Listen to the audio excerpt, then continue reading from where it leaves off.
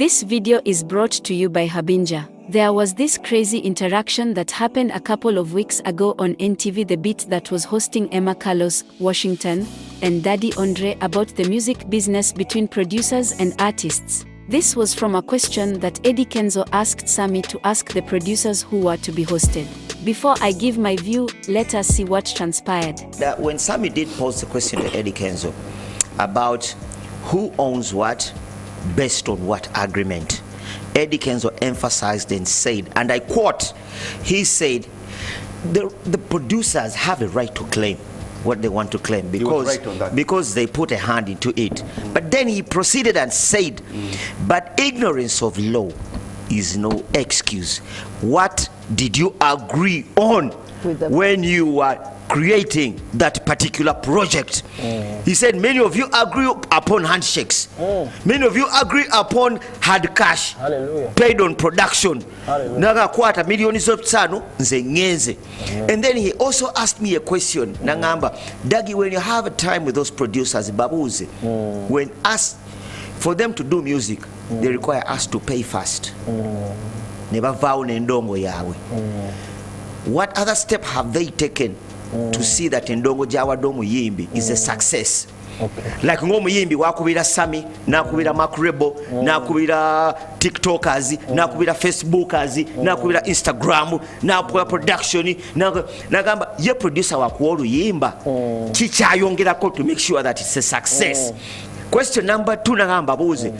How many songs, if Andre produced 10 songs and I paid for 10 songs and only 2 are success, what do I do for the 8? Because he took the money for the 8. Andre. Now that Dagi Nice has put context to the situation at hand, let us listen to the reply from Daddy Andre.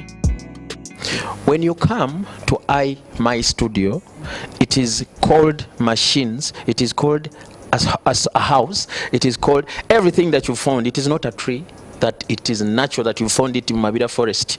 Olaba ne Mabira forest babi wamba na bebi ina banyini bwo. Kachengeza kugamba kino kyazizo okusasoba kita facilitation.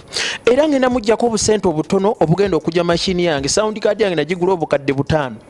Wakategeera. So nti lwakuba ntino ya demo ate kitegeeza ntino ogenda kujonzibe. Leba sebo tusasula omusolo. Yes, tusasula government tugibezezaawo fe bola. So for them they don't know business bami nga bwetambula. And naturally me, how I'm going to contribute to his music, he has come to my studio as a doctor. Nze sagala kumanya success ye amanyingi jagenda okozesa ebintu bye. That's why sobola kwatagana na muyimbi. Nze nkwatagana na muzemuda, nze nkwatagana na manager.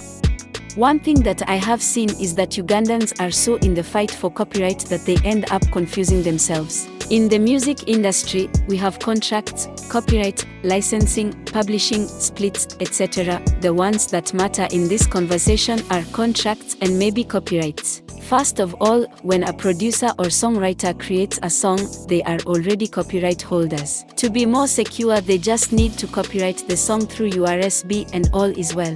I think that would cost around 400k in total. I last saw this on a documentary about Radio and Weasel and their royalties. It must have been taken down.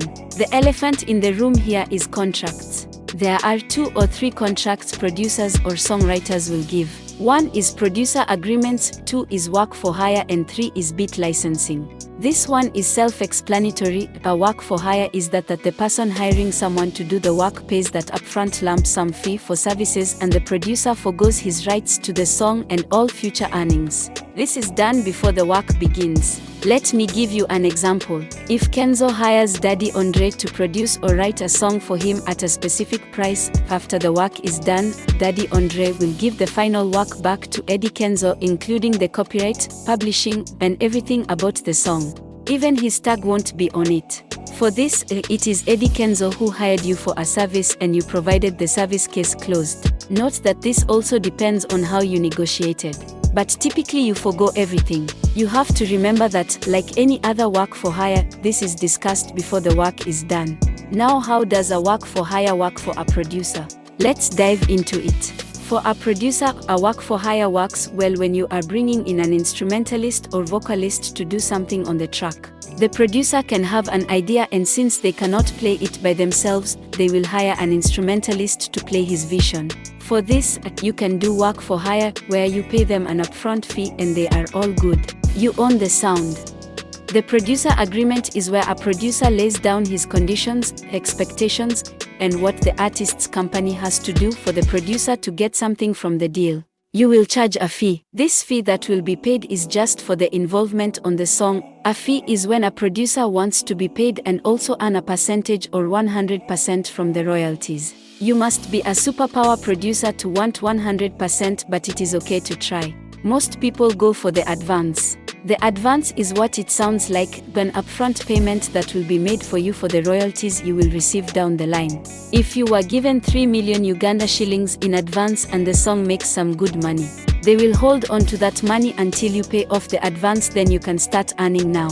The benefit of this is that if the artist doesn't push the song hard enough and it doesn't make money, the producer keeps the money. It isn't his fault the song flopped. But if it takes off and makes money, at the end of the day, they will receive a royalty and points when it comes to publishing from the song when released after the advance is paid. This is the one that most producers and songwriters go for. From all this, it is not the producer's job to push your song for you just cause you paid him and he is earning a royalty. When the song doesn't make money, the producer doesn't make money. Simple. In my experience, all this can be done without copyright involved. You already have copyright as the songwriter, but you just need to be more secure by copyrighting it. Now, beat licensing. I refer it to as renting a beat. This is where a producer leases a beat to artists with limitations to what they can do with the beat. Let us say the producer is the landlord, the beat is the house, and you are the tenant. You lease the beat for a period of time. The thing is that someone else can also lease that same beat. I have seen it concept a lot with Jamaica DJs who put out rhythms. So there are 3 contracts to leasing a beat, i.e., non-exclusive, exclusive, and upfront purchase of the beat. The non-exclusive means that you don't own the beat and the beat can still be leased to other artists to use. Exclusive means you buy the beat but you still don't own rights to it. You can do a lot of things with the beat, including adding it to commercials, but check the contracts because there might be limits when it comes to royalties and traffic. There is the flat purchase of the beat. Here, it means you want to buy out the beat, so be ready to cough some outrageous price for the beat. I will do a lot more breakdown to this, but tell me what you think about this conversation in the comment section. I am Tina, see you on the next topic.